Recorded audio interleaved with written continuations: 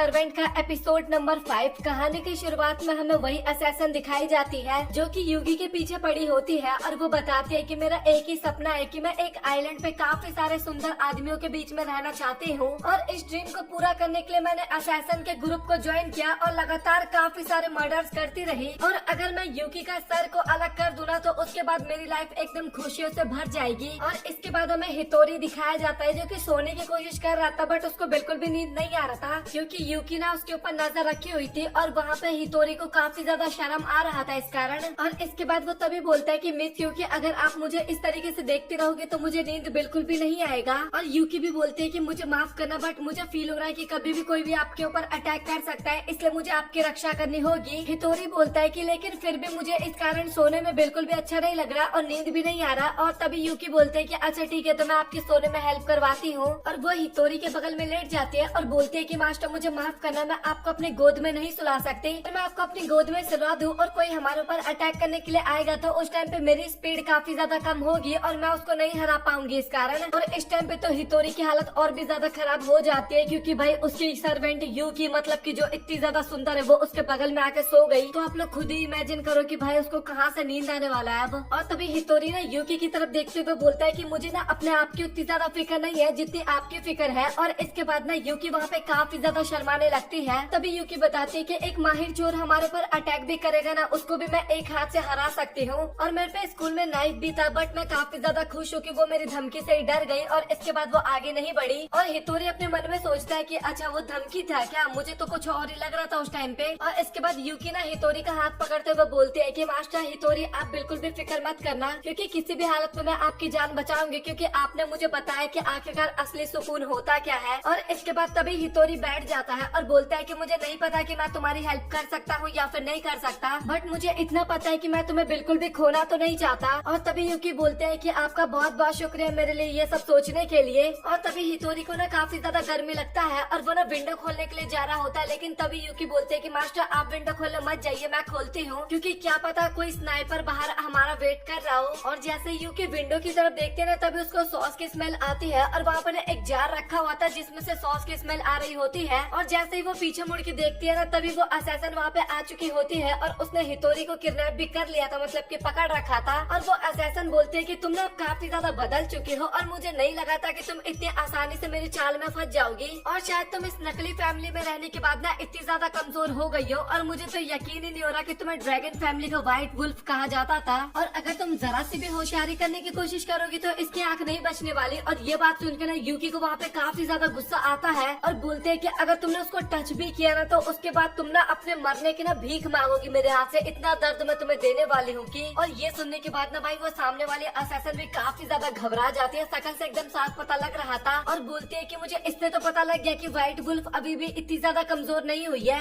और सच बताओ तो मुझे तुम्हें जान से मारना है बट मुझे ये भी पता है कि अगर मैं कितनी बार भी कोशिश करूँ ना उसके बाद भी मैं तुम्हें नहीं हरा सकती, तो इसीलिए मैं इस लड़की को लेके जा रही हूँ अपने साथ। और वो बोलते हैं कि 2 बजे तक स्कूल ग्राउंड में तुम आ जाना। और इसके बाद वो वहाँ से चली जाती है और युकी ना वहाँ पे कुछ सोच में पड़ जाती है। और इसके बाद ना उसके कान में ना उसके पुराने मास्टर की आवाज गूंजने लगती है कि तुम कुछ भी कर लो तुम हमेशा मर्डर करती रहोगी क्योंकि तुम्हें ब्लड की काफी ज्यादा भूख है और तुम कभी भी एक नॉर्मल लड़की तो बिल्कुल नहीं बन सकती। और इसके बाद वो सोचती है कि मैं उसको मार दूंगी और मास्टर को बचा लूंगी और इसके बाद मैं ये शहर छोड़ के चली जाऊंगी, मैं दोबारा से असैसन वाली लाइफ जीने लगूंगी। लेकिन तभी उसको अचानक से ना हितोरी और रिको के साथ जो उसने पल बिताए थे ना वो सारे पल याद आने लगते हैं। और फिर वो अपने मन में सोचती है कि मैं इस लाइफ को अब नहीं छोड़ना चाहती, मुझे ये वाली लाइफ काफी ज्यादा पसंद है। और इसके बाद हमें वही असैसन लड़की दिखाई जाती है जो कि हितोरी को बोल रही थी कि क्या तुम्हें बिल्कुल भी डर नहीं लग रहा क्या, तुम्हारी जान अभी मेरे हाथों में है और इसका पूरा कारण ना वो युकी है। और अब तुम सच बताना क्या तुम्हें मेरे पर गुस्सा आ रहा है या फिर नहीं। और तभी हितोरी बोलता है कि नहीं मुझे बिल्कुल भी डर नहीं लग रहा क्योंकि मिस युकी ने मुझे बोला था कि वो मुझे किसी भी हालत में बचाएंगी। और तभी वो असैसन ना मिस युकी का लोकेशन चेक करते हैं ना तो वो उनकी तरफ ही आ रही होती है। और तभी वो असैसन बोलते हैं कि सच बताओ तो मुझे तुम्हारी बिल्कुल भी फिक्र नहीं है, तुम मरो या फिर जियो मुझे घंटा फर्क नहीं पड़ता बट मैं अपने हाथों से जुए को मारना चाहती हूँ। और तभी हितोरी बोलते हैं कि तुम मिस युकी को जुए क्यों बोल रही हो। और तभी वो असैसन बोलते हैं कि अच्छा मतलब कि तुम उसके साथ रहते हो बट तुम्हें उसकी रियलिटी नहीं पता क्या।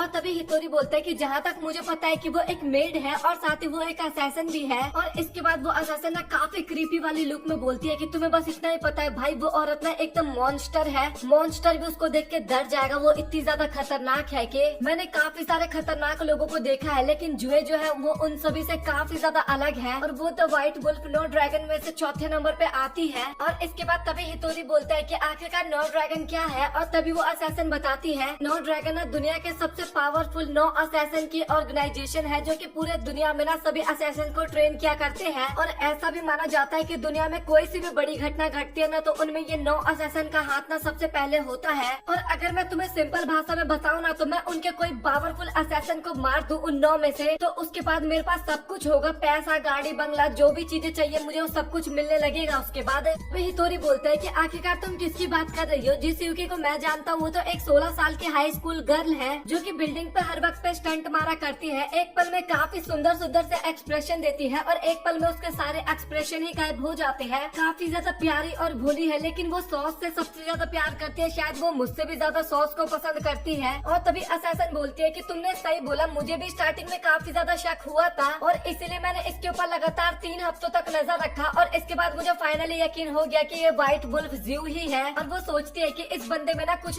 तो खास है जो कि अभी तक मेरे से बिल्कुल भी नहीं डर रहा, और साथ ही इसने व्हाइट वुल्फ जैसी लड़की को भी एकदम शांत कर दिया। और इसमें मेरा ही फायदा है। व्हाइट वुल्फ जितना ज्यादा इससे लगाव रखेगी मैं इसको उतना ज्यादा यूज करूंगा उसके खिलाफ। और तभी वहाँ पे फाइनली 2 बज जाते हैं और 2 बजने के बाद ही मिस यूकी वहाँ पे एंटर कर जाती है। और मिस यूकी को देखने के बाद ना तभी वो तुरंत असैसिन फायरिंग करने लगती है, लेकिन उस असैसिन को देख के ना वहाँ पे मिस यूकी सारे बुलेट को डॉज करने लगती है उसके फायरिंग को। और इसके बाद तभी यूकी का पाँव ना एक बॉम्ब पे रखा जाता है और वहाँ पे काफी बड़ा ब्लास्ट होता है। और वो असैसिन बोलते हैं कि तुम्हें फंसाना ना सच बताओ तो इतना ज्यादा हार्ड भी नहीं था। और इसके बाद ना वो उसका काफी ज्यादा मजाक बनाने लगती है और हितोरी तो काफी ज्यादा डर जाता है और काफी ज्यादा रोने भी लगता है वहाँ पे। लेकिन तभी अचानक से ना धुएं के बीच में से मिस यूकी उसके सामने आके एकदम खड़ी हो जाती है। और ये देखने के बाद वो काफी ज्यादा डर जाती है और सोचती है कि आखिरकार इतने बड़े ब्लास्ट के बाद भी कोई कैसे अपने आप को बचा सकता है। बट ये एक मॉन्स्टर है तो इसके लिए कुछ भी पॉसिबल हो सकता है। और तभी मिस यूकी बोलती है कि मास्टर को कल सुबह स्कूल जाना है और वो अगर ढंग से सोते नहीं है तो उनके लिए काफी ज्यादा प्रॉब्लम हो सकता है, तो मैं इस काम को जल्दी से यहाँ पे खत्म करने वाला हूँ। और तभी वो असैसिन बोलते हैं कि मास्टर हितोरी के अलावा तुम्हें और भी कुछ पता है या फिर नहीं? और तभी यूकी बोलते हैं कि हाँ रिको जो कि काफी ज्यादा क्यूट है, और हमारा डॉग मोची तारो, और साथ ही वो सॉस जो कि मुझे काफी ज्यादा पसंद है। और तभी वो असैसिन बोलते हैं कि लगता है तुम इस सिचुएशन को ना कुछ ज्यादा ही हल्के में ले रही हो। और इसके बाद वो अपना फोन निकालते हैं जिसके अंदर बॉम्ब का लोगो बना होता है। और इसके बाद वो बोलते हैं कि अभी मेरे पास खेलने के लिए ना काफी सारे टूल्स हैं। और इसके बाद वो उसके अंदर का बटन को प्रेस कर देती है और इसके बाद ना हितोरी के ऊपर ना काफी सारा लेजर पॉइंट हो जाता है, मतलब कि गन पॉइंट।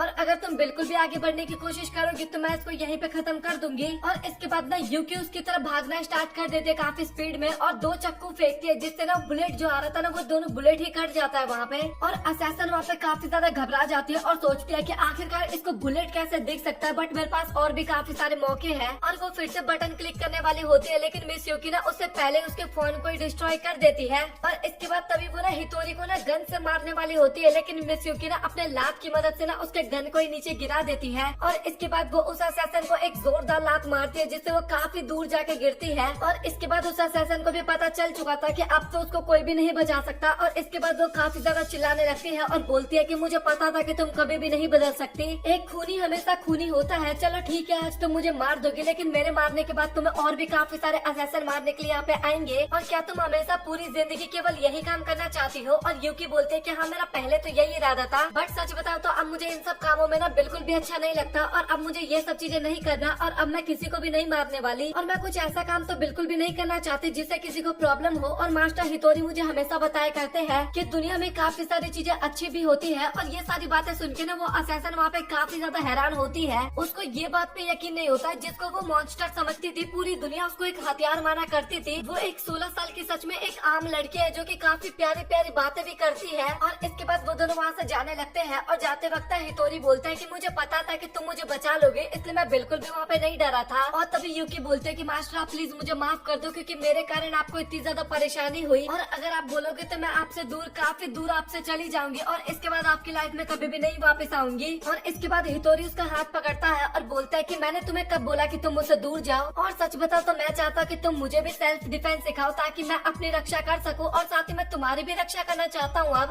और ये सुनने के बाद ना यूकी को वहाँ पे काफी ज्यादा अच्छा लगता है और इसके बाद दोनों ही वहाँ से घर जाने लगते हैं।